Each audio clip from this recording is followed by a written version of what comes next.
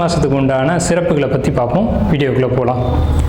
மாசி மாதம் அப்படிங்கிறது சூரியனுடைய சஞ்சாரத்தின் அடிப்படையில் 11வது மாதமாக நம்மளுடைய முன்னோர்கள் அதை எடுத்து வச்சுருக்காங்க. மாசி அப்படிங்கிற மாதம் 11வது மாதம் அப்படின்னு எடுத்து வச்சுருக்காங்க. இது ஏன் அப்படின்னு கேட்டிங்கன்னா, இந்த மாதம் ஒரு புனித நீராடுறதுக்கும், முன்னோர்களுக்கு திதி தர்ப்பணங்களை கொடுக்கறதுக்கும், மந்திர உபதேசங்களை பெறுறதுக்கும், அதே மாதிரி பார்த்துக்கிட்டிங்கன்னா புதிய கலைகளை கற்றுக்கொள்வதற்கும் இந்த மாதம் ரொம்ப ஏற்புடைய ஒரு மாதமாக சாஸ்திரத்தில் சொல்லப்பட்டிருக்கு. குறிப்பாக பெண்கள் இந்த மாதத்தில் விரதம் இருந்து பூஜைகளை ஏற்படுத்திக்கிட்டாங்க அப்படின்னா அது அவங்களுக்கு தாலி பாக்கியத்தை மாங்கல்யம்னு சொல்கிறோம் இல்லைங்களா, அந்த மாங்கல்ய பாக்கியத்தை அதிகப்படுத்தி கொடுக்குது. தாலி பாக்கியம் தான் ஒரு பெண்ணுக்கு ரொம்ப அவசியமான ஒரு விஷயம்.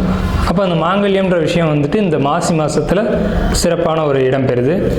மாசி மாதத்தில் தான் மாசி சிவன் ராத்திரி அப்படின்ற ஒரு விஷயம் வருது. மாசி மாதத்தில் இறை வழிபாடு இல்லாத நாட்களே கிடையாது. எல்லா 30 நாளுமே இறை வழிபாட்டுக்கு உகந்த நாட்கள் தான். அதில் இந்த ஹோலி பண்டிகை கொண்டாடுறதா இருக்கட்டும், சிவராத்திரியாக இருக்கட்டும், இந்த மாதிரி மாசி அமாவாசைக்கும் மாசி பௌர்ணமிக்கும் விசேஷங்கள் அதிகம். இதில் திருமால் மகாவிஷ்ணுவா அவதாரம் எடுத்த ஒரு மாதம் திருமால் மகாவிஷ்ணுவா அவதாரம் எடுத்த மாதம் மாசி மாதம்தான். இந்த மாசி அமாவாசைக்கும் மாசி பௌர்ணமிக்கும் விசேஷங்கள் அதிகம். மாசி மாதம் வரக்கூடிய மக நட்சத்திரம் தான் மகாமகம் அப்படின்னு நம்மளுடைய சாஸ்திரம் விசேஷமாக அந்த ஒரு 12 வருஷத்துக்கு ஒரு முறை புனித நீராடல் அப்படின்ற ஒரு விஷயத்தை நம்ம மேலே சொன்னோம் இல்லைங்களா, அந்த விஷயத்தை கொண்டு வராங்க. இதில் தாக்ஷாயினி அப்படின்ற அவதாரத்தில் பார்வதி தாயார் அவதரித்த மாதம் இது. சிவன் திருவிளையாடல் செய்ததும் சிவன் அவதாரம் எடுத்ததும் இந்த மாதத்தில் தான். சிவன் தான் தன்னுடைய திருமணத்தை பார்வதி தேவியை திருமணம் செய்து கொண்ட மாதம் இந்த மாசி மாதம். ஸோ இந்த மாதிரி எண்ணற்ற சொல்ல முடியாத ஏகப்பட்ட விசேஷங்களை கொண்ட மாசி மாதம். குறிப்பாக சொல்லணும்னா 12 மாதங்களுக்கும் 12 தனித்துவம் வாய்ந்த சிறப்புகள் உண்டு.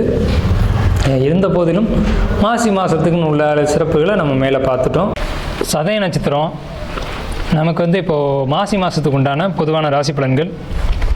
உங்களுக்கு இந்த மாதம் பதவி உயர்வு கிடைக்கும், ஜாப்பில் ஒரு நல்ல முன்னேற்றம் கிடைக்கும், தொழில்துறையில் தொழில் பார்க்கக்கூடிய இடத்துல புதிய தொழில்கள் வேண்டாம், பழைய தொழில்களில் நீங்கள் விரிவுபடுத்தலாம், பழைய தொழில்களில் முன்னேற்றங்கள் கிடைக்கும், பொருளாதார முன்னேற்றம் கிடைக்கும், வெளிநாடு பயணம் வெளியூர் பயணங்கள் வேண்டாம், கணவன் மனைவி இடையே ஒரு புரிதல் ஒற்றுமை கண்டிப்பாக கிடைக்கும், சுபகாரியங்கள் வீட்டில் நடக்கும், சுபகாரியங்கள் மகிழ்ச்சியான அந்த சுபகாரியங்கள்னால குடும்பத்துக்குள்ள மகிழ்ச்சி நடக்கும், ஆரோக்கியத்தில் மேம்பாடு கிடைக்கும்.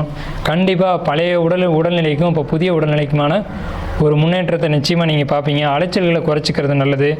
பரிகாரம் அப்படின்னு பார்க்கும்போது வெள்ளிக்கிழமை சுக்கரனுடைய வழிபாடு அல்லது துர்க்கையினுடைய வழிபாடு இந்த சதய நட்சத்திரக்காரங்களுக்கு ரொம்ப பெரிய ஒரு முன்னேற்றத்தை கொடுக்கும். மனசுக்குள்ளே ஒரு கவலை, ஒரு இறுக்கம், ஒரு அழுத்தம் இதெல்லாம் காணப்படும். இதுக்காக தான் நம்ம முன்னாடியே பரிகாரம் கொடுத்துருக்கோம். உத்தியோகத்தில் இருந்த நெருக்கடிகள் விலகி அந்த பணிபுரிகிற இடத்துல ஒரு செல்வாக்கு உயரும்.